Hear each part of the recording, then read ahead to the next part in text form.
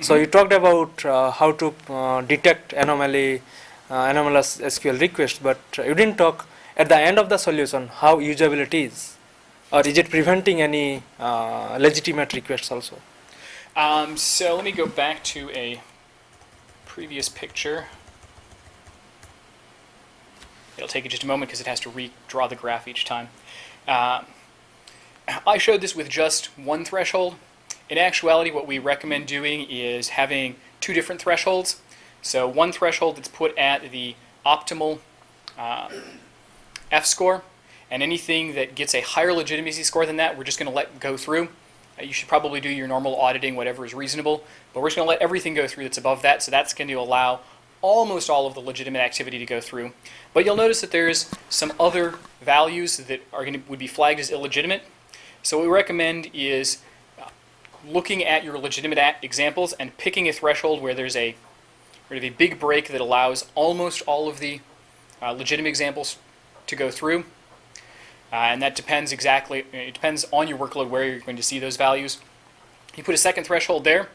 You simply deny anything that fails to meet that threshold. So everything in the top portion of the graph is stuff that would get thrown away categorically. And then there's that mid-range. Those are those question marks in the first sort of toy examples that I worked through. And there, what you probably want to do is allow the query to run, but flag it so that somebody can go through afterwards. And as a result, in terms of usability, what you're going to be doing is allowing basically all of the legitimate activity to go through. You'll have a pretty good understanding of how much legitimate activity you would be squashing. What it does, though, is it increases the workload on the security side because now they have that many more false positives to weed out or action items to follow up on because illegitimate stuff did go through. There is another question on SQL injection. SQL injection is not necessarily is actually a problem of the language, since it is a declarative language and it has not been formally defined to have real checks and everything. So therefore, SQL injection is so successful. There have been work in because you only show one paper in your related works. There are work in POPL. Maybe you look at POPL 2006 or 2007. There's some programming language community. They have defined type systems on how to check these attacks. So maybe implementing such solutions would be a better way to prevent these attacks at the SQL engine level than trying to look at such attacks as anomalous requests. Yeah, so I actually only recently learned of some of that type stuff, which is why I haven't really worked it in. I don't know where it fits into the big picture. And absolutely, those are good ideas to follow up on. I think my understanding of those techniques is that they will help stop SQL injection. However, they're going to be configured like the rest of your security mechanisms, so they're not going to stop excessive privilege abuses or legitimate privilege abuses or privilege escalations necessarily. So if there's a way to get inside, then you're going to be able to bypass those mechanisms. And I think that we have a pretty good shot still of detecting anomalous insider behavior. And that was really the focus from the very beginning. Being part of the mission assurance package, our assumption is that the adversaries already have insider access, so just stopping the SQL injection is not sufficient from our perspective. Thanks. Hi. By looking at a very naive application, which is the worst case of an application, you're actually looking at the best case for your detection system in a way, because that's where you'll catch the most anomalous activity. What if you were using instead your system to protect an application that's been built reasonably securely? Would you see still a lot of benefit from this system? So if you're looking at something that has good security, that means most of the attacks will already fail.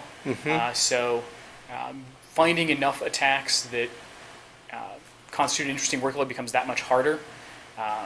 So in terms of the evaluation side, I think there is benefit to turning those off, because then what you can focus on, what the red team's activity has to become is, how do we get past this sensor?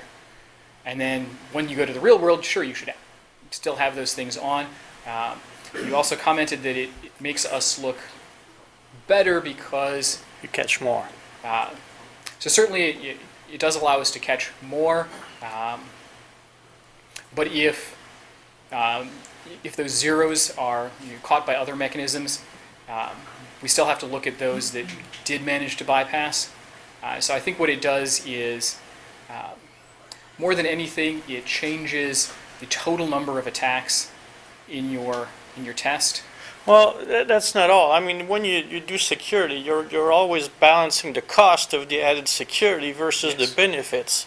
So what I'm asking in a way is, given the cost of your system, what are the benefits in a real world application that's being implemented reasonably securely? And how does Right. that compare?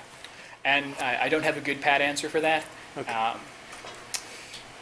It's certainly the case that with the appliance approach, if you had reason to believe that your system was well secured, then I don't think a 100% increase in the cost of optimization is worth the effort. I do think that if you're dealing with something where you can plug directly in and you're only paying the 50 microsecond overhead, that comes out to being just a few percentage points of performance implication. And at that point, you may as well. But in terms of, what are the real dollars, in terms of the cost and benefit? The time of the transaction, but also training and Absolutely. tweaking. And, Yeah. and I don't have a good answer for that because Okay. it's beyond what we've managed to look at so far. Thank you. Thanks. This sort of builds on some of the same ideas, is that another cost to consider is for those false positives that are definitely denied because they're below your bottom threshold. What sort of, have you put in any thought into mechanisms to allow exceptions? How would that be handled? Absolutely. I didn't mention it, but one of the things that we would recommend doing is setting up some special cases for these specific feature vectors that we know are legitimate, but for whatever reason weren't getting classified correctly as you're going through the tuning phase. You should pull those out and say, we're going to put some special cases in. If you see these specific things, go ahead and let them run. This example didn't show it very well, but a different application that we put together had the interesting feature that there were large numbers over in this left side. The tail was actually, there were more elements in this tail, but they corresponded to about 2 different plateaus where all of the feature vectors for those 2 plateaus were identical. So just by having those 2 exceptions, we would have stopped almost all of the false positives. But you're going to need some special cases, and as you start seeing some patterns, you may then want to work those in and make sure that they come out of the training phase as well. Any other questions? Or does anyone see a better way to do this? They're not going to answer that because they want to go out and publish. Oh. Okay, well, let us thank our speaker